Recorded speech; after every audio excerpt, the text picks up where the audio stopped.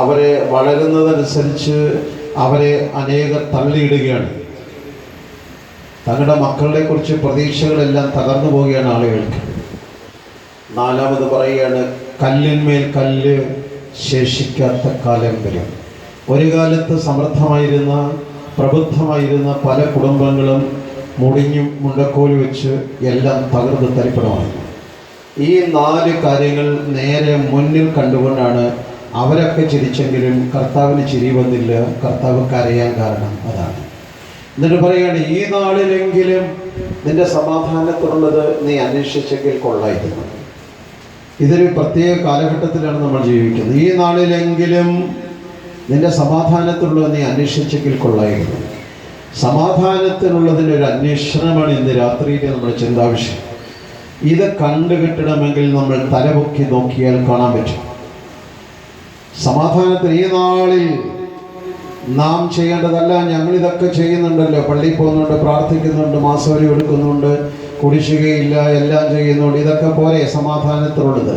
ഇതുകൊണ്ടൊന്നും സമാധാനമായില്ല. പിന്നെ ഈ നാളിലെങ്കിലും നീ സമാധാനത്തിനുള്ളത് അന്വേഷിച്ചെങ്കിൽ കൊള്ളായിരുന്നു. സമാധാനത്തിനുള്ളത് അന്വേഷിക്കണമെങ്കിൽ എന്താണ് ചെയ്യേണ്ടത്? അതിന് നീ തലപൊക്കി നോക്കിയാൽ ചില സംഗതികൾ കണ്ടുകെത്താൻ പറ്റും. ഇന്ന് രാത്രിയിൽ എൻ്റെ പ്രസംഗ വിഷയം ഇതാണ്. തലപൊക്കി നോക്കിയാൽ കാണുന്ന ചില യാഥാർത്ഥ്യങ്ങൾ. 1 ലൂക്കോസ് സുവിശേഷം 19-ാം അധ്യായം 3 മുതൽ 5 വരെയുള്ള വാക്യങ്ങൾ. ലൂക്കോസ് 19, 3 മുതൽ 5 വരെയുള്ള വാക്യങ്ങൾ. യേശു എങ്ങനെയുള്ളവൻ എന്ന് കാണുവാൻ യേശു എങ്ങനെയുള്ളവൻ എന്ന് കാണുവാൻ ശ്രമിച്ച് വളർച്ചയിൽ കുറിയവനാകൊണ്ട് പുരുഷാര നിമിത്തം കഴിഞ്ഞില്ല. എന്നാറെ അവൻ മുമ്പോട്ടോടി അവനെ കാണേണ്ടതിന് ഒരു കാട്ടത്തിമേൽ കയറി. യേശു ആ വഴിയായി വരികയായിരുന്നു. അവൻ ആ സ്ഥലത്തെത്തിയപ്പോൾ മേലോട്ട് നോക്കി, സക്കായിയെ, വേഗം ഇറങ്ങി വാ, ഞാൻ ഇന്ന് നിന്റെ വീട്ടിൽ പാർക്കേണ്ടതാകുന്നു എന്ന് അവനോട് പറഞ്ഞു. അവൻ ബന്ധപ്പെട്ട് ഇറങ്ങി സന്തോഷത്തോടെ അവനെ കൈക്കൊണ്ടു. കണ്ടവരെല്ലാം അവൻ പാപിയ ഒരു മനുഷ്യൻ്റെ കൂടെ പാർപ്പാൻ പോയി എന്ന് പറഞ്ഞ് പിറുപിറുത്തു.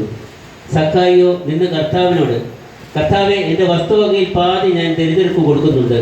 വല്ലതും ചരിവായി വാങ്ങിയിട്ടുണ്ടെങ്കിൽ 4 മടങ്ങി മടക്കി കൊടുക്കുന്നു എന്ന് പറഞ്ഞു. യേശു അവനോട്, ഇവനും അബ്രഹാമിൻ്റെ മകനാകിയാൽ ഇന്ന് ഈ വീട്ടിന് രക്ഷ വന്നു. കർത്താവ് ജെറുസലേമിലേക്ക് പോകുമ്പോൾ ഇവിടെ ഇരിക്കുന്ന കൊച്ചു കുഞ്ഞുങ്ങൾ മുതൽ സക്കായിയുടെ കഥ അറിയാൻ വയ്യാത്ത ആരും, സക്കായിയുടെ കഥ അറിയത്തില്ലേ? സംഭവം അറിയത്തില്ലേ? ഞാൻ ആ സംഭവമൊന്നും വിശദീകരിക്കുന്നില്ല. യേശു കർത്താവ് ജെറുസലേമിലേക്ക് പോകുമ്പോൾ ഒരു മനുഷ്യൻ, പരീശന്മാരിൽ പ്രധാനി, ചുങ്കക്കാരിൽ പ്രധാനിയായ ഒരു മനുഷ്യൻ, ചീഫ്, ചുങ്കക്കാരുടെ ചീഫ്, അയാൾ യേശു എങ്ങനെയുള്ള ആളെന്ന് കാണാൻ അവൻ ശ്രമിച്ചു. പക്ഷേ വളർച്ചയിൽ കുറിയവനായതുകൊണ്ട് ഒരു മരത്തിൻ്റെ മുകളിൽ അള്ളിപ്പിടിച്ച് കയറി. കുറച്ച് കഴിഞ്ഞ് അങ്ങനെ നോക്കുമ്പോൾ കാണാം യേശു അതുവഴി പോയി. അവൻ മുകളിലൊക്കെ നോക്കിയപ്പോൾ സക്കായി ഇരിക്കുന്നത് കണ്ടു. കർത്താവ് പറഞ്ഞു, സക്കായിയെ, വേഗം ഇറങ്ങി വാ, ഇന്ന് ഞാൻ നിൻ്റെ വീട്ടിൽ താമസിക്കാൻ വരിക. നിങ്ങൾക്ക് സംഭവം അറിയാം. ഒരു ചുങ്കക്കാരൻ എന്ന് പറഞ്ഞാൽ ഒരു ടാക്സ് കളക്ടർ എന്നൊരു ഉദ്യോഗസ്ഥൻ മാത്രമല്ല. അന്നത്തെ കാലത്ത് ഒരു ചുങ്കക്കാരൻ ഈ നാട്ടിലെ ആളുകളിൽ നിന്ന് ചുങ്കം പിരിച്ച് വിദേശ രാജ്യക്കാർക്ക് വേണ്ടി പിരിച്ചു കൊടുക്കുന്ന ആളാണ് ചുങ്കക്കാരൻ. അതുകൊണ്ട് ഈ നാട്ടിലുള്ളവർക്കെല്ലാം അവനോട് ദേഷ്യമാണ്, അവനോട് പിണക്കമായിരുന്നു. ഇവിടുന്ന് അവൻ ആവശ്യത്തെ കൂടെ ഞെക്കിപ്പിഴിഞ്ഞ് വിദേശക്കാർക്ക് വേണ്ടി പിരിച്ചു കൊടുക്കുന്ന ആളാണ് ചുങ്കക്കാരൻ. അതുകൊണ്ട് നിങ്ങൾ വേദപുസ്തകത്തിൽ ചുങ്കക്കാരെ കുറിച്ച് എവിടെ വായിച്ചാലും അത് മോശക്കാരുടെ ഒരു പട്ടികയിലാണ് അവനെ ചേർത്തിട്ടുള്ളത്. ചുങ്കക്കാരും വേശ്യാസ്ത്രീകളും, ചുങ്കക്കാരും പാപികളും, അങ്ങനെയാണ് വേദപുസ്തകത്തിൽ കർത്താവ് വിശദീകരിച്ചിട്ടുള്ളതൊക്കെ. അങ്ങനെയാണ്. നിങ്ങളെക്കാൾ മുമ്പ് ചുങ്കക്കാരും വേശ്യാസ്ത്രീകളും സ്വർഗരാജ്യത്തിൽ കടക്കും, ചുങ്കക്കാരും പാപികളും, അങ്ങനെയാണ് പാപികളുടെ ഒരു പട്ടികയിലാണ് വാസ്തവത്തിൽ ചുങ്കക്കാരെ ഉൾപ്പെടുത്തിയിരുന്നത്. എന്നാൽ അവർക്ക് അങ്ങനെയുള്ള ചുങ്കക്കാരുടെ ചീഫാണ് സക്കായി. 3 കാര്യങ്ങൾ അവന് പ്രധാനമായിട്ട് ഉണ്ടായിരുന്നു. നല്ല ഒരു ഉദ്യോഗമാണ്, എല്ലാവർക്കും കിട്ടാത്ത ഒരു ഉദ്യോഗമാണ് ഇത്. എല്ലാവർക്കും ഈ പണി കിട്ടുന്നതല്ല. അവരുടെയും ചീഫാണ്, ഇത് ചീഫ് കളക്ടറാണ്. നല്ലൊരു ഉദ്യോഗമുണ്ട്, നല്ലൊരു പദവിയാണിത്. എല്ലാവർക്കും ഇല്ല. ആ നാട്ടിലാകെ ഒരാളേ ഉള്ളൂ ഇങ്ങനെയുള്ള ഒരാൾ. അവന് നല്ല വീടുണ്ട്. അതാണ് കർത്താവ് പറഞ്ഞ് ഞാൻ അങ്ങോട്ട് വരുവാണ് നിൻ്റെ വീട്ടിലോട്ട്. നല്ല വീടുണ്ട്, നല്ല സമ്പത്തിയുണ്ട്, അവന് നല്ല പണമുണ്ട്, പദവിയുണ്ട്, വീടുണ്ട്. ഈ 3 സാധനങ്ങൾ ഉണ്ടെങ്കിൽ അത്യാവശ്യം സമാധാനത്തുള്ളതൊക്കെ ആയില്ലേ? ഏത്? ആവശ്യത്തിന് പണമുണ്ട്. ഈ കഴിഞ്ഞ ഒരു പയ്യനോട് പറഞ്ഞു, വെച്ചാൽ എനിക്ക് PSC സെലക്ഷൻ കിട്ടി, എന്തായാലും ഞാൻ രക്ഷപ്പെട്ടു. എവിടെ രക്ഷപ്പെടാനാണ്? ഞാനൊരു 43 വർഷമായിട്ട് തിരുവാതിര താമസിക്കുന്ന ആളാണ്. PSC സെലക്ഷൻ കിട്ടിയെന്ന് പറയുന്നവന്മാരും പലരും ജോലിയില്ലാതെ കിട്ടാതെ അവർക്ക് അപ്പോയിൻമെൻ്റ് ആകാതെ ആ റോഡിൽ കൂടെ നിന്ന് അവിടെ സെക്രട്ടേറിയറ്റിന് മുമ്പിൽ കൂടെ നിരങ്ങി അവർ യാത്ര ചെയ്യുന്നതും അവിടെ സത്യാഗ്രഹം കിടക്കുന്നതും കണ്ടുകൊണ്ടിരിക്കുന്ന ആളാണ്. എന്നാലും കിട്ടിയെങ്കിൽ വലിയ കാര്യം, ഉപകാരം. ഞാനൊരു വീട് വെച്ചു, എനിക്കെന്തായാലും ഞാൻ രക്ഷപ്പെട്ടു. വീടുള്ളവനെല്ലാം രക്ഷപ്പെട്ടോ? ജോലിയുള്ളവനെല്ലാം രക്ഷപ്പെട്ടോ? പണമുള്ളവനെല്ലാം രക്ഷപ്പെട്ടോ? ഇത് 3 അവനുണ്ടായിരുന്നു. പക്ഷെ എന്നിട്ടും അവനെപ്പോൾ ഒരു മരത്തിൻ്റെ മണ്ടയിൽ കള്ളിപ്പിടിച്ച് കയറിയിരിക്കുക. എന്തിനാണോ? ഈ 3 സാധനങ്ങൾ ഉണ്ടെങ്കിലും അവനെന്തോ ചിലതില്ല. അതിനാണ് അവൻ മരത്തിന് മുകളിൽ കയറിയിരിക്കുന്നത്. യേശു തലപൊക്കി നോക്കിയപ്പോൾ സമാധാനം അന്വേഷിക്കുന്ന ഒരാളെ കണ്ടു. അവിടെ കർത്താവ് പറഞ്ഞു, വേഗം ഇറങ്ങി വാ, ഞാൻ നിന്നെ വീട്ടിലോട്ട് വരിക. കർത്താവിൻ്റെ വീട്ടിലേക്ക് പോവുകയാണ്. എന്നിട്ട് ഒരു പൈസ പോലും കർത്താവ് പിരിവ് ചോദിച്ചില്ല, ഒരു കളക്ഷൻ ചോദിച്ചില്ല. പക്ഷെ അവൻ അങ്ങോട്ട് പറയാണ്, ഞാൻ അന്യായമായി വാങ്ങിയിട്ടുള്ളതെല്ലാം 4 ഇരട്ടിയായി തിരിച്ചു കൊടുത്തോളാം. യേശു പറഞ്ഞു, ഇവനും അബ്രഹാമിൻ്റെ സന്തതിയാകിയാൽ ഇന്ന് ഈ വീടിന് രക്ഷയുണ്ടായി. എന്ന് അവൻ്റെ വീടിന് രക്ഷയുണ്ടായത് എന്നാണ്? അവന് ജോലി കിട്ടിയപ്പോഴല്ല. അവൻ്റെ വീടിന് രക്ഷയുണ്ടായത് എന്നാണ്? അവന് പദവി കിട്ടിയപ്പോഴല്ല. അവൻ്റെ വീടിന് രക്ഷയുണ്ടായത് എന്നാണ്? അവന് പണം ഉണ്ടായപ്പോഴല്ല. പിന്നെ യേശു അവൻ്റെ വീട്ടിൽ വന്ന ആ ദിവസം, ഇന്ന് ഈ വീടിന് രക്ഷയുണ്ടായി. ഈ വചനം കേൾക്കുന്ന സ്നേഹിത, നിനക്ക് പദവി ഉണ്ടായാലും, ഞാൻ ബോറപ്പിസ്കോപ്പായാലും, ഞാനൊരു വൈദികനായാലും, ഞാനൊരു മിടുക്കനായാലും, നീ ഒരു കേമനായാലും, നിനക്ക് പണമുണ്ടായാലും, മുകളിലും താഴെയെല്ലാം മുറികളുണ്ടായാലും, ഇവിടെയും അവിടെയും എല്ലാം ഒരു 5-6 വീടുകളുണ്ടായാലും, നിനക്ക് നിൻ്റെ വീടിന് രക്ഷ വേണം എന്നില്ല. ദൈവം എന്ന് നിൻ്റെ വീട്ടിൽ വരുന്നുവോ, ദൈവസാന്നിധ്യം എന്ന് നിൻ്റെ ഭവനത്തിലുണ്ടാകുമോ, അന്ന് മാത്രമേ വീടിന് രക്ഷ ഉണ്ടാവൂ. അവിടെയാണ് തലവൊക്കി നോക്കിയാൽ രക്ഷയ്ക്കുള്ള മാർഗം കാണാം. കർത്താവ് തലവൊക്കി നോക്കിയപ്പോഴാണ് രക്ഷയ്ക്കായി കാക്ഷിക്കുന്ന ഒരുത്തനെ കണ്ടു. യേശു അവൻ്റെ വീട്ടിലേക്ക് ചെന്നു, ആ വീടിന് രക്ഷയുണ്ടായി. നിങ്ങൾ വേറൊരു കഥാപാത്രത്തെ ഇവിടെ ശ്രദ്ധിച്ചു.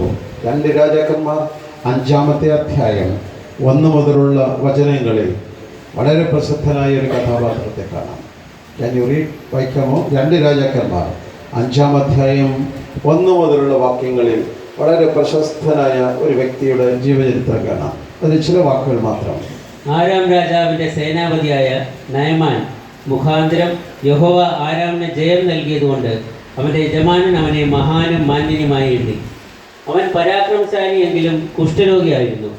ആരാമ്യർ കവർച്ചപ്പടയായി വന്നിരുന്നപ്പോൾ ഇസ്രായേൽ ദേശത്തു നിന്നും ഒരു ചെറിയ പെൺകുട്ടിയെ പിടിച്ചുകൊണ്ട് പോയിരുന്നു. അവൾ നയമാൻ്റെ ഭാര്യയ്ക്ക് ശുശ്രൂഷ ചെയ്തു വന്നു. അവൾ തൻ്റെ യജമാനത്തിയോട്, യജമാനൻ ശമരിയിലെ പ്രവാചകൻ്റെ അടുക്കലൊന്ന് ചെന്നെങ്കിൽ അവൻ അവൻ്റെ കുഷ്ഠരോഗം മാറ്റിക്കൊടുക്കുമായിരുന്നു എന്ന് പറഞ്ഞു. അവൻ ചെന്ന് തൻ്റെ യജമാനോട്, ഇസ്രായേൽ ദേശക്കാരത്തിയായ പെൺകുട്ടി ഇന്നിന്ന പ്രകാരം സംസാരിച്ചു എന്ന് ബോധിപ്പിച്ചു. നീ പോയി വരിക, ഞാൻ ഇസ്രായേൽ രാജാവിന് ഒരു എഴുത്ത് തരാം എന്ന് ആരാം രാജാവ് പറഞ്ഞു. അങ്ങനെ അവൻ 10 താലന്ത് വെള്ളിയും 6000 ശെക്കൽ പൊന്നും 10 കൂട്ടം വസ്ത്രവും എടുത്ത് പുറപ്പെട്ടു. അവൻ ഇസ്രായേൽ രാജാവിൻ്റെ അടുക്കൽ എഴുത്തും കൊണ്ട് ചെന്നു. അതിൽ ഈ എഴുത്ത് കൊണ്ടുവരുന്ന എൻ്റെ പ്രത്യേക നയമാന്റെ കുഷ്ഠരോഗം ഈ മാറ്റിക്കൊടുക്കണം. ദൈവവചനം പഠിക്കാൻ താല്പര്യമുള്ളവർ 2 രാജാക്കന്മാർ 5-ാം അധ്യായം 1 മുതലുള്ള വചനങ്ങൾ ദീർഘമായി വീട്ടിൽ ചെന്ന് വായിക്കണം. വീട്ടിൽ വായിക്കാൻ സമയത്ത് വായിക്കുന്നില്ല. അതിൻ്റെ ഉള്ളടക്കം ഇതാണ്. ആരാം രാജാവിൻ്റെ സൈനാധിപൻ, അവൻ്റെ പേരാണ് നയമാൻ. അവൻ പരാക്രമശാലിയായിരുന്നു. അവൻ മുഖാന്തരമാണ് ആരാമിന് ജയം ഉണ്ടാകുന്നത്. അവൻ കൂടെ ഉണ്ടെങ്കിൽ എപ്പോഴും യുദ്ധത്തിൽ ജയിക്കും. അതുകൊണ്ട് രാജാവ് അവനെ മഹാനും മാന്യനുമായി എണ്ണി. അവൻ എൻ്റെ രാജ്യത്തിലെ ഏറ്റവും മഹാനും മാന്യനും ഇവനാണ്. പക്ഷെ അവനെക്കുറിച്ച് പറയുകയാണ്, അവൻ പരാക്രമശാലിയായിരുന്നു എങ്കിലും കുഷ്ഠരോഗിയായിരുന്നു. He was a man of valour but a leper. അവൻ പരാക്രമശാലിയായിരുന്നു, പക്ഷേ അവൻ കുഷ്ഠരോഗിയായിരുന്നു. ഇവിടെ ഇരിക്കുന്നവരൊക്കെ പല വിധത്തിലും പരാക്രമശാലികളാണ്, പല വിധത്തിലും മിടുക്കന്മാരും മിടുക്കികളാണ്, പല വിധത്തിലും പ്രസിദ്ധരാണ്. പക്ഷേ എങ്കിലും ചില കുറവുകളും ഉള്ളവരാണ്. അവിടെ രാജാവിൻ്റെ സേനാപതി പരാക്രമശാലിയായിരുന്നു എങ്കിലും കുഷ്ഠരോഗിയായിരുന്നു. നമ്മളൊക്കെ പല വിധത്തിൽ മിടുക്കന്മാരായിരിക്കാം, എങ്കിലും ചില കുറവുകളും ഉള്ളവരാണ്.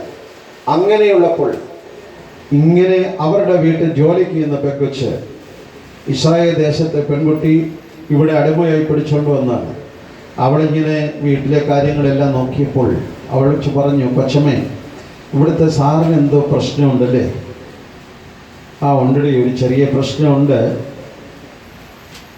കുഷ്ഠരോഗമാണ്. ഞങ്ങളുടെ നാട്ടിൽ ഇസ്രായേലിൽ ഒരു പ്രവാചകനുണ്ട്. ആ പ്രവാചകൻ്റെ അടുത്ത് ചെന്നിരുന്നെങ്കിൽ ഇദ്ദേഹത്തിൻ്റെ കുഷ്ഠരോഗം മാറുമായിരുന്നു. ആ പെൺകുട്ടി പറഞ്ഞു കൊടുത്തു. ആ നയമാൻ്റെ ഭാര്യ നയമാനോട് എന്ന് പറഞ്ഞു, നമ്മുടെ വീട്ടിൽ ജോലിക്ക് നിൽക്കുന്ന കൊച്ചി ഇങ്ങനെ പറഞ്ഞു, ഇസ്രായേൽ ദേശത്തിൽ പ്രവാചകനുണ്ടെന്ന് പോയി നോക്കിയാലോ? എന്തായാലും എല്ലാം ചെയ്ത് നോക്കി രക്ഷപ്പെട്ടില്ല, എന്നാൽ പിന്നെ അതുകൊണ്ടൊന്ന് ട്രൈ ചെയ്താലോ? എന്തായാലും നോക്കാം. അയാൾ നേരെ രാജാവിൻ്റെ അടുത്ത് ചെന്നു. കാരണം രാജാവിൻ്റെ സേനാപതിയല്ലേ. സർ, ഇങ്ങനെ എൻ്റെ വീട്ടിൽ നിൽക്കുന്ന കൊച്ചിങ്ങനെ പറഞ്ഞു, ഇസ്രായേൽ ദേശത്തെ എനിക്കവിടെ ഒരു പരിചയമില്ല. അതിനെന്താ ഒരു പ്രശ്നമില്ല, ഞാനൊരു എഴുതിത്തരാം. രാജാവിൻ്റെ ഒരു റെക്കമെൻഡേഷൻ ലെറ്റർ. അയാൾ സുഖമാകാൻ വേണ്ടി പോവുകയാണ്.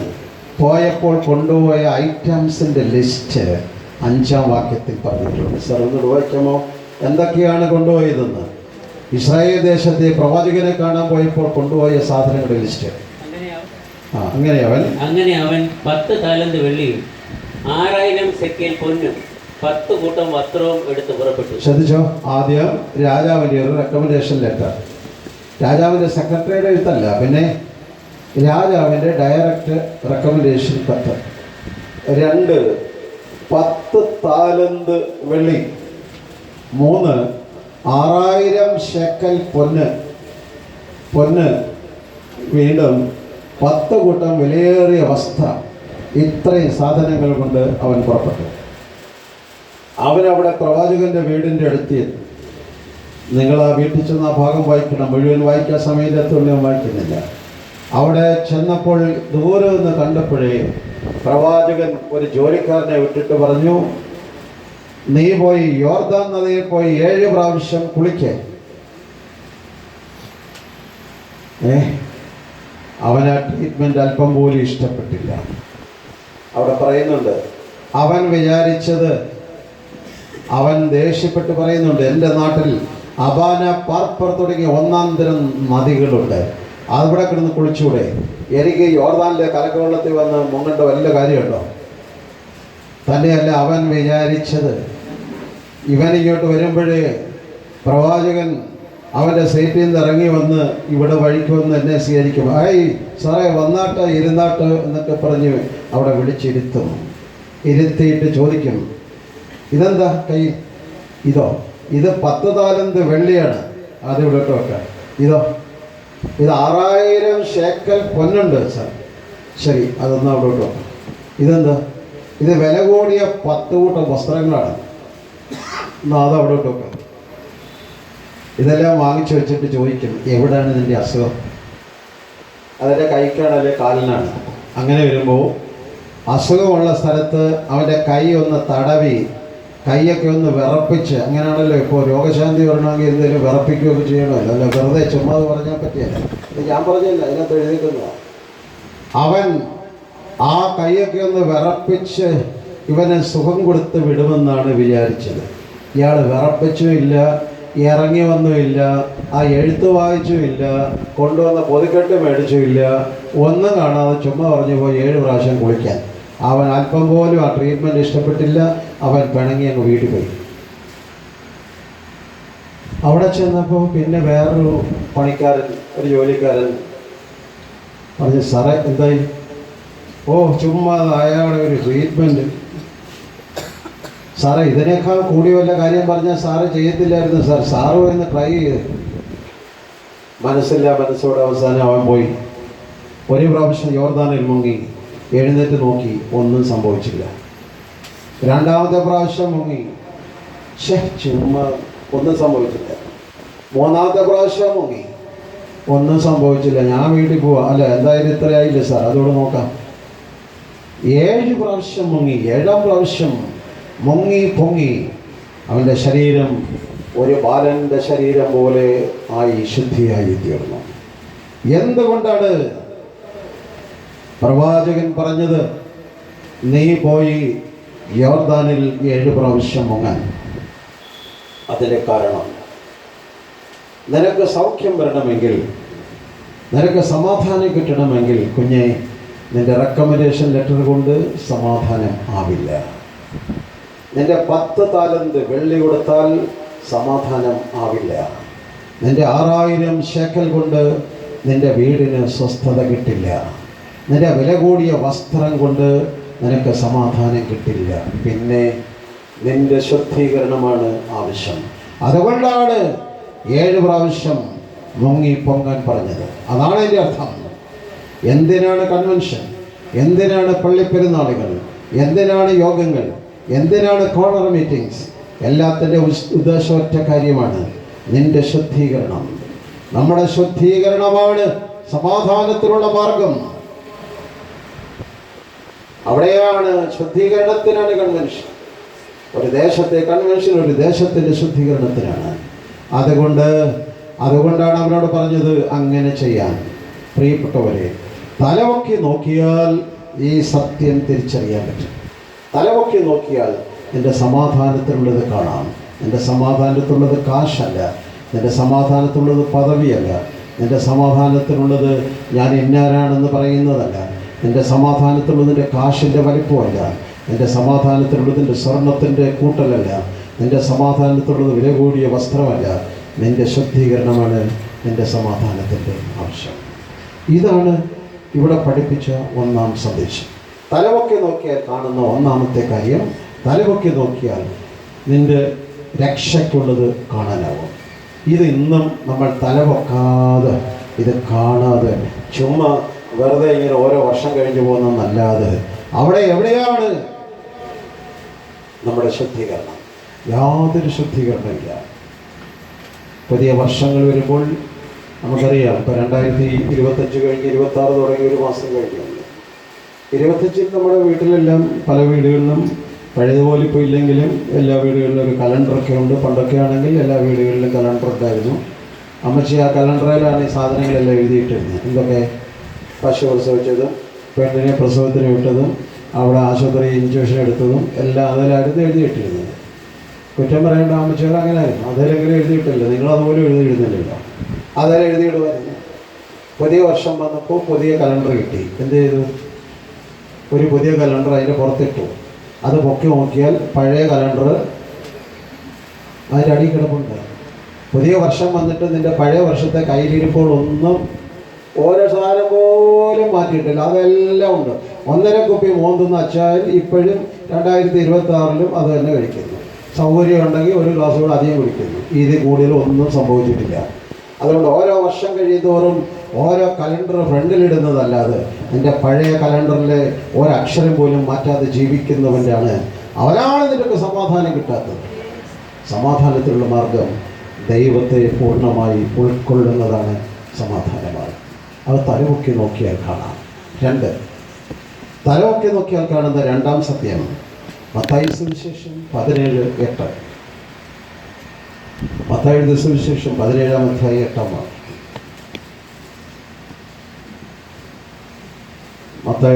വാക്യം. അവർ തല പൊക്കിയാറെ യേശുവിനെ മാത്രമല്ലാതെ ആരെയും കണ്ടില്ല. തലപൊക്കിയാറ് യേശുവിനെ മാത്രമല്ലാതെ മറ്റാരെയും കണ്ടില്ല. ഒരു വാക്കോട് വായിക്കണേ. 2 പത്രോസ് 1:16. 2 വേദഭാഗങ്ങളാണ് ഞാൻ ഇവിടെ പറയുന്നത്. മത്തായി 17:8, 2 പത്രോസ് 1:16. അവിടെ പത്രോസ് അപ്പോസ്തലൻ പറയുന്ന ഒരു പ്രസിദ്ധമായ വാക്യമുണ്ട്. ഞങ്ങൾ നമ്മുടെ കർത്താവായ യേശുക്രിസ്തുവിന്റെ ശക്തിയും പ്രത്യക്ഷതയും നിങ്ങളോട് അറിയിച്ചതിന് നിർമ്മിത കഥകളെ പ്രമാണിച്ചിട്ടല്ല അവന്റെ മഹിമ കണ്ട സാക്ഷികളായി തീർന്നിട്ടത്രേ. പത്രോസ് അപ്പോസ്തലൻ പറയാണ്, ഞങ്ങൾ നിങ്ങളോട് സുവിശേഷം അറിയിച്ചത്, നിങ്ങളോട് പ്രസംഗിച്ചത് നിർമ്മിത കഥകളുടെ അടിസ്ഥാനത്തിലല്ല. എന്ന് പറഞ്ഞാൽ സുവിശേഷം വെറും ഉണ്ടാക്കി കഥകളല്ല, സുവിശേഷം വെറും അമ്മൂമ്മ കഥകളല്ല, സുവിശേഷം ഇല്ലാത്ത കഥകൾ ഉണ്ടാക്കി പറയുന്നതല്ല സുവിശേഷം. പത്രോസ് പറയാണ്, ഞങ്ങൾ നിങ്ങളോട് സുവിശേഷിച്ചത് നിർമ്മിത കഥകൾ കൊണ്ടല്ല. സുവിശേഷം എന്താണെന്ന് പോലും അറിയാൻ വയ്യാതെ പോകുന്ന ഒരു കാലഘട്ടത്തിലാണ് നമ്മൾ ജീവിക്കുന്നത്. നിർമ്മിത കഥകളും അവിടെയുള്ള കഥകളും യൂട്യൂബിലെ കഥകളും അല്ല സുവിശേഷം. അപ്പം പറയുകയാണ്, ഞങ്ങൾ നിങ്ങളോട് സുവിശേഷിച്ചത് നിർമ്മിത കഥകളുടെ അടിസ്ഥാനത്തിലല്ല, പിന്നെ അവൻ്റെ മഹിമ കണ്ട സാക്ഷികളാണ് ഞങ്ങൾ. അവൻ്റെ മഹിമ നേരിട്ട് കണ്ടവരാണ് ഞങ്ങൾ. അവൻ്റെ മഹിമ കണ്ടതുകൊണ്ട് ഞങ്ങൾ നിങ്ങളോട് പ്രസംഗിക്കുന്നത് അവൻ്റെ മഹിമയെക്കുറിച്ചാണ്. കർത്താവിൻ്റെ മഹിമ നേരിട്ട് കണ്ടവരാണ് ഞങ്ങൾ. അവൻ്റെ മഹിമ കാണണമെങ്കിൽ കർത്താവിൻ്റെ മഹിമ കണ്ട സാക്ഷികൾ. മഹിമ കാണണമെങ്കിൽ ഇവിടെ വായിച്ച മത്തായി 17:8 വായിച്ചത്, ഞങ്ങൾ തലപൊക്കി നോക്കിയപ്പോൾ യേശുവിനെ അല്ലാതെ മറ്റാരെയും കണ്ടില്ല എന്ന് പറഞ്ഞാൽ, മത്തായി സുവിശേഷം 17-ാം അധ്യായം എന്താണെന്ന് വെച്ചാൽ, കർത്താവ് തൻ്റെ 3 ശിഷ്യന്മാരെ കൂട്ടിക്കൊണ്ട് പ്രധാനപ്പെട്ട സ്ഥലങ്ങളിലെല്ലാം പോകുന്നവർ ഇവിടെ ഈ മലയുടെ മുകളിൽ കയറിപ്പോയി. ഏത് മലയാ? താബോർ മലയെന്നും മറുരൂപ മലയെന്നും ഒക്കെ പേരുള്ള മലയിൽ കയറിപ്പോയി. ആ മലയിൽ ഇങ്ങനെ ഇരിക്കുക. അപ്പോൾ ശിഷ്യന്മാരോട് താഴെ ഇരിക്കുക. കർത്താവ് ഇവരുടെ കൂടെ നടന്നു വന്നതാണ്. ഇപ്പോൾ ആ മലയിൽ ഇരിക്കുകയാണ്. പക്ഷേ ഇപ്പോൾ കർത്താവിനെ ഞങ്ങളുടെ കൂടെ വന്നയാളെ പോലെ അല്ല കാണുന്നത്. ഇപ്പോൾ അവൻ്റെ മുഖം സൂര്യനെ പോലെ വെളിച്ചമുള്ളതായി. അവരുടെ വസ്ത്രം ഭൂമിയിൽ ഒരലക്കാരനും വെളുപ്പിക്കാനാവാത്തതുപോലെ വെണ്മയുള്ളതായി. അപ്പോൾ ഇതുവരെ ഞങ്ങൾ കണ്ടിട്ടില്ലാത്തൊരു മഹിമയാണ് ഇപ്പോൾ കാണുന്നത്. ഇതുവരെ കണ്ടിട്ടില്ല. തന്നെയല്ല, ശാലങ്ങളിൽ നോക്കുമ്പോൾ കാണാം വേറെ 2 പേരും കർത്താവോട് വർത്താനം പറയുന്നു. ഞങ്ങൾ 3 അപ്പോസ്തലന്മാരും ഞാൻ കർത്താവോട് അങ്ങോട്ട് വന്നത്. പക്ഷേ ഇപ്പോൾ ഞങ്ങളിവിടെ ഇരിക്കുക, കർത്താവ് ഒറ്റയ്ക്കുള്ളായിരുന്നു. ഇപ്പോൾ അവൻ്റെ കൂടെ വേറെ 2 പേരോട് വർത്താനം പറയുന്നു. ആരാണവർ? മോശയും ഏലിയാവും. ഇവർക്ക് 2 പേർക്കും പ്രത്യേകതയുണ്ട്. മോശ ഇസ്രായേൽ ജാതിയെ നയിച്ച നേതാവാണ്. പക്ഷെ മോശ മരിച്ചു. പക്ഷേ മോശ എവിടെ അടക്കിയെന്ന് അറിയില്ല. മോശയുടെ ഡെഡ് ബോഡി മിസ്സിങ് ആണ്. നിങ്ങൾ ആവർത്തന പുസ്തകം വായിച്ചു നോക്കണം. മോശ അടക്കി എവിടെയാണെന്ന്, മോശയുടെ ഭൗതിക ശരീരം വെച്ചത് എവിടെയാണെന്ന് അറിയില്ല. മോശയുടെ മൃതശരീരം മിസ്സിങ് ആണ്, മിസ്സിങ് ബോഡി. ആ മിസ്സിങ് ബോഡിയാണ് ഇപ്പോൾ ഇവിടെ ജീവനോട് അവിടെ നിൽക്കുന്നത്. ഇവിടെ യേശുവിൻ്റെ കൂടെ വേറെ ഒരുത്തൻ ഏലിയാവ് പണ്ട് നടക്കാൻ പോയിട്ട് കഴിഞ്ഞപ്പോൾ വൈകിട്ട് അപ്പച്ചനെ കണ്ടില്ല. ദൈവം എടുത്തുകൊണ്ടതുകൊണ്ട് അവനെ കണ്ടില്ല. ഇന്നായിരുന്നെങ്കിൽ നമ്മൾ ബ്രേക്കിംഗ് ന്യൂസ് കൊടുത്തതിന് ഒരപ്പച്ചൻ നടക്കാൻ പോയി കണ്ടില്ല, കണ്ടു കിട്ടുന്നവർ ഇങ്ങനെ ചെയ്യണം. അന്ന് അങ്ങനെ കണ്ടിട്ടില്ല. അദ്ദേഹം ഒരു മിസ്സിംഗ് മാനാണ്. പക്ഷേ ആ മിസ്സിംഗ് മാൻ ഇപ്പോൾ ഇവിടെ നിൽക്കുന്നു. എവിടെ? ഒരു മിസ്സിംഗ് ബോഡിയും ഒരു മിസ്സിംഗ് മാനും. അവർ 2 പേരും ഇപ്പോൾ ജീവനോട് കർത്താവിൻ്റെ കൂടെ നിൽക്കുകയാണ്. മഹിമ കണ്ട സാക്ഷികളുടെ ആരാധനയിൽ 3-4 കാര്യങ്ങളുണ്ട്. ഒന്ന്, ദൈവത്തിൻ്റെ മഹിമ കാണണമെങ്കിൽ അല്പം ഉയർന്ന മലയുടെ അവസ്ഥയിലേക്ക് കയറി പോകണം. എന്ന് പറഞ്ഞാൽ അവിടെ താഴെ ഇരുന്നാൽ പോരാ, കർത്താവ് അവരെ ഉയർന്നൊരു മലയിലേക്ക് കൊണ്ടുപോയി. പ്രിയപ്പെട്ടവരെ, നമുക്ക് കർത്താവിൻ്റെ മഹിമ കാണണമെങ്കിൽ വെറും തറ ലെവലിൽ നിന്ന് അല്പം ആത്മീയമായി ഉയർന്ന അവസ്ഥയിലേക്ക് മാറണം. ആ മഹിമ കണ്ട സാക്ഷികൾക്ക് വെറും തറപ്പണി ചെയ്യാൻ പറ്റില്ല. മഹിമ കണ്ട സാക്ഷികൾക്ക് വെറും തറവേലകൾ ചെയ്യാൻ പറ്റില്ല. മഹിമ കണ്ട സാക്ഷികൾക്ക് വെറും തറ വർത്തമാനം പറയാൻ പറ്റില്ല. മഹിമ കണ്ട സാക്ഷികൾക്ക് ഏത് തറപ്പണിയും ചെയ്യാൻ പറ്റില്ല. മഹിമ കണ്ട സാക്ഷികൾ അല്പം മലയുടെ ഉയർന്ന അവസ്ഥയിലായിരിക്കും. നിന്റെ വാക്ക്, നിന്റെ പ്രവൃത്തി, നിന്റെ ജീവിതം ഉയർന്ന അവസ്ഥ എന്ന് പറഞ്ഞാൽ പണക്കാരനാകുമെന്നല്ല. പിന്നെ ആ നില അല്ല, അവനങ്ങനെ ചീത്ത വിളിക്കുന്ന അവൻ വിളിച്ചോട്ട്, പക്ഷെ എനിക്ക് വിളിക്കാനാവില്ല. ഞാൻ മഹിമ കണ്ട സാക്ഷിയാണ്. അതാണ് പ്രത്യേകത. മഹിമ കണ്ട സാക്ഷികൾ ഉയർന്ന ഒരു മലയുടെ അവസ്ഥയിലാകണം. 2, മഹിമ കണ്ട സാക്ഷികളുടെ ആരാധനയിൽ ജീവനോടുള്ളവർ മാത്രമല്ല, പിന്നെ കാലങ്ങൾക്ക് മുമ്പ് കടന്നുപോയ മോശയും പിന്നെ ഇവിടെ നിന്ന് കാണാതെ പോയ ഏലിയാവും അവിടെയുണ്ട്. മഹിമ കണ്ട സാക്ഷികളുടെ ആരാധനയിൽ ജീവനോടുള്ളവരും മരിച്ചവരും വിശുദ്ധന്മാരും ഉണ്ട്. ഇവരുടെ എല്ലാവരുടെയും സാന്നിധ്യമുണ്ട് മഹിമ കണ്ട സാക്ഷികളുടെ ആരാധനയിൽ. അതാണ് പ്രത്യേകത. അവിടെ മഹിമ കണ്ട സാക്ഷികളുടെ ആരാധനയിൽ കർത്താവുണ്ട്, വിശുദ്ധന്മാരുണ്ട്, മരിച്ചുപോയ മോശയുണ്ട്. അവിടെ ഉണ്ട് ആരാധനയിരിക്കുകയാണ്. ഇത് കഥയല്ല, അവിടെ നേരിട്ട് അവർ കണ്ടതാണ്. അവർ കണ്ണുകൊണ്ട് കണ്ട സാക്ഷിയാണ്. 3, അവരെങ്ങനെ കണ്ടുകൊണ്ടിരിക്കുക. ശകലം കഴിഞ്ഞപ്പോൾ ഞങ്ങൾ തലപൊക്കി നോക്കിയപ്പോൾ യേശുവിനെ മാത്രമല്ലാതെ മറ്റാരെയും കണ്ടില്ല. പിന്നെ ആ കൂടെ നിന്ന് 2 പേരോടെ പോയി. 2 പേരുണ്ടായിരുന്നല്ലോ. ആരൊക്കെ? മോശയില്ലേ, അവരോടെ പോയി. വാനിഷ്ഡ്. അവരവിടെ പോയി, കണ്ടില്ല. ഇപ്പോൾ കണ്ടില്ല. എൻ്റെ അർത്ഥം മഹിമ കണ്ട സാക്ഷികളുടെ ആരാധനയിൽ ജീവനോടുള്ളവരും മരിച്ചവരും വിശുദ്ധന്മാരും എല്ലാവരും ഉണ്ട്. പക്ഷേ അവരാരും ദൈവങ്ങളല്ല. ഇപ്പോൾ കർത്താവിനെ അല്ലാതെ മറ്റാരെയും കണ്ടില്ല. യേശുവിൻ്റെ സ്ഥാനത്തല്ല ഇവരാരും. ആര്? നമ്മൾ വിശുദ്ധന്മാരെ ഓർക്കുന്നു, അവരോടൊപ്പം മധ്യസ്ഥ യാചിക്കുന്നു, അതൊക്കെ ശരിയാണ്. പക്ഷെ അവരാരും ദൈവങ്ങളല്ല എന്ന സത്യം തിരിച്ചറിയണം. ഇപ്പോൾ മഹിമ കണ്ട സാക്ഷികൾ പറയാണ്, ഞങ്ങൾ കർത്താവിനെ അല്ലാതെ മറ്റാരെയും ഇപ്പോൾ കണ്ടില്ല. ഇവിടെ ആരാധനയിൽ ഇവരെല്ലാം ഉണ്ട്, അവരുടെ സാന്നിധ്യമുണ്ട്, പക്ഷേ അവരാരും ദൈവങ്ങളല്ല എന്ന സത്യം വിശ്വാസികൾ തിരിച്ചറിയണം. അതാണ് മഹിമ കണ്ട സാക്ഷികൾ പറയുന്നത്. ഇപ്പോൾ ഞങ്ങൾ തലപൊക്കി നോക്കിയപ്പോൾ യേശുവിനെ അല്ലാതെ മറ്റാരെ, യേശുവിൻ്റെ സ്ഥാനത്തല്ല ഇവരാരും എന്ന സത്യം കൂടെ ഇത് ഓർക്കുന്ന വിശ്വാസികളെ നമ്മളും അറിഞ്ഞിരിക്കേണ്ടതാണ്. നിങ്ങൾക്കത് അറിയാൻ വേണ്ടി ഞാനൊരു കാര്യം കൂടെ പറയാം. മത്തായി സുവിശേഷം 2-ാം അധ്യായം 11-ാം വാക്യം. ഞാൻ പറയുന്നത് വചനാടിസ്ഥാനമാണ്. മത്തായി 2:11. യേശുവിനെ കാണാനായിട്ട് കടന്നുപോയ പ്രിയപ്പെട്ടവർ, വിദ്വാൻമാർ കണ്ട കാഴ്ചയാണ്. മത്തായി സുവിശേഷം 2-ാം അധ്യായം 11-ാമത്തെ വാക്യം. ആ വീട്ടിൽ ചെന്നു ശിശുവിനെ അമ്മയായ മറിയോടുകൂടെ കണ്ട് വീണ് അവനെ നമസ്കരിച്ചു. ശ്രദ്ധിച്ചോ, യേശുവിനെ കാണാനായിട്ട് ബേത്ലഹേമിൽ ചെന്നു. എനിക്ക് ഒരൊറ്റ വാക്ക് മതി. ബേത്ലഹേമിൽ ചെന്നു. യേശുവിനെ കണ്ടു എന്നല്ല, യേശുവിനെ കാണാനാണ് പോയത്. യേശുവിനെ കണ്ടെന്നല്ല വാക്ക്. പിന്നെ ശിശുവിനെ അമ്മയായ മറിയോടുകൂടെ കണ്ടു എന്ന് പറഞ്ഞാൽ യേശുവിനെ അമ്മയായ മറിയോടുകൂടി കാണുന്നതാണ് മഹിമ കണ്ട സാക്ഷികൾ ചെയ്യുന്നത്. ചിലർക്ക്, നമ്മുടെ എല്ലാ സഭാവിഭാഗങ്ങളും ഉണ്ടായിട്ട് ഞാൻ അതേക്കുറിച്ച് വിശദീകരിക്കുന്നില്ല. ചിലർക്ക് യേശുവിനെ വേണം, പക്ഷേ കൂടെ അമ്മയെ കൂടെ കാണാൻ താല്പര്യമില്ല. ചിലർക്ക് അമ്മയെ വേണം, പക്ഷേ യേശുവിനെ ആ കൂട്ടത്തിൽ വേണ്ട. ഇത് രണ്ടും തെറ്റാണ്. യേശുവിനെ അമ്മയായ മറിയോടുകൂടെ കണ്ടു എന്നാണ് വാക്യം. മഹിമ കണ്ട സാക്ഷിയുടെ ആരാധനയിൽ ക്രിസ്തുവിനെ അമ്മയായ മറിയോടുകൂടെ കാണുന്നതാണ് മഹിമ കണ്ട സാക്ഷികളുടെ ആരാധനയുടെ പ്രത്യേകത. വീണ്ടും പക്ഷേ അടുത്ത വാക്യത്തിൽ പറയാണ്, 11-ാം വാക്യത്തിൽ, വീണ് കണ്ടതിന് ശേഷം വീണ് അവരെ നമസ്കരിച്ചെന്നല്ല. ഈ അക്ഷരത്തിനെല്ലാം പ്രാധാന്യമുണ്ട്.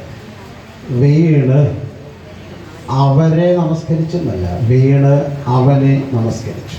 നമസ്കാരം ദൈവത്തിന് മാത്രമുള്ളതാണ്, ബാക്കിയുള്ളവർക്ക് ബഹുമാനമാണ്.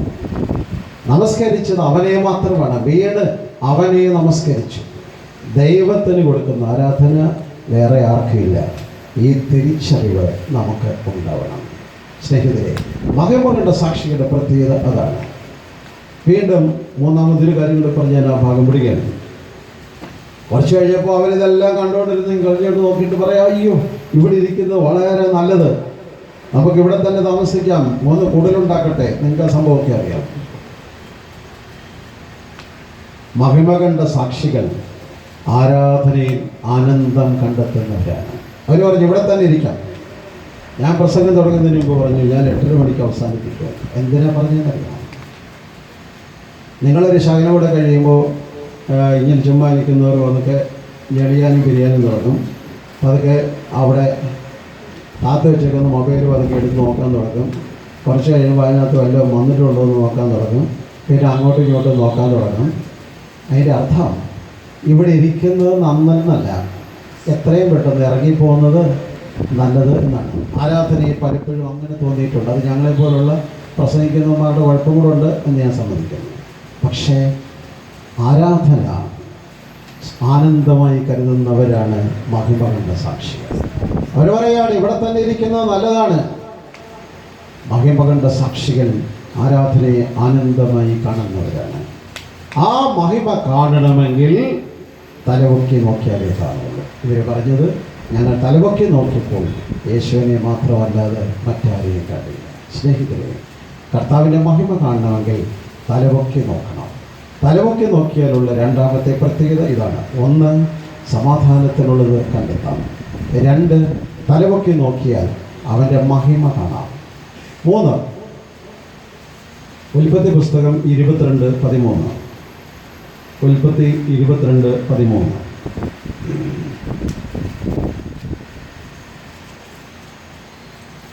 അബ്രഹാം തലപൊക്കി നോക്കിയപ്പോൾ പിമ്പുറത്ത് ആട്ടുകൊറ്റൻ കൊമ്പുകാട്ടിൽ പിടിപെട്ട് കിടക്കുന്നത് കണ്ടു. അബ്രഹാം ചെന്ന് മകന് പകരം ആടിനെ ഹോമയാഗം കഴിച്ചു. എന്നിട്ട് ആ സ്ഥലത്തിന് യഹോവ യിരേ എന്ന് പേരിട്ടു. യഹോവ കരുതുന്നവൻ എന്നർത്ഥം. ഉൽപ്പത്തി പുസ്തകം 22:13 വായിച്ചത്. അബ്രഹാം തലപൊക്കി നോക്കിയപ്പോൾ പിമ്പുറത്ത് ഒരാട്ടുകൊറ്റൻ കൊമ്പുകാട്ടിൽ പിടിപെട്ട് കിടക്കുന്നത്. തലപൊക്കി നോക്കിയാൽ ഉൽപ്പത്തി പുസ്തകം 22-ാം അധ്യായം. ഇവിടെ ഇരിക്കുന്നവർക്കൊക്കെ ആ സംഭവം അറിയാം. അബ്രഹാം ഇസ്ഹാക്കിനെ യാഗം കഴിക്കാൻ കൊണ്ടുപോയ കഥ. 100-ാമത്തെ വയസ്സിൽ അബ്രഹാമിന് ജനിച്ച മകനാണ്. 90-ാം വയസ്സിൽ ഭാര്യ പ്രസവിച്ചതാണ്. അവനെ ദൈവം പറഞ്ഞു, ആകാശത്തിലെ നക്ഷത്രങ്ങൾ പോലെയും കടൽക്കരയിലെ മണൽത്തിരി പോലെയും നിനക്ക് മക്കളെ തരുമെന്ന് പറഞ്ഞു. എന്നിട്ട് ആകെ ഒരു ഉണക്ക ചെറുക്കനെ കൊടുത്തു. എന്നിട്ട് അവനെ കൊല്ലാനും പറയുക. പിന്നെ എവിടെ ദൈവത്തിൻ്റെ പദ്ധതി എങ്ങനെ നടക്കും? അബ്രഹാം ഇടവും വലം നോക്കാതെ മകനെ പിടിച്ച് യാഗത്തിന് വേണ്ടി പിടിച്ചു കിടത്തി. നിങ്ങൾക്ക് സംഭവം അറിയാം. കത്തി താഴേക്ക് എടുക്കുമ്പോൾ ദൈവശബ്ദം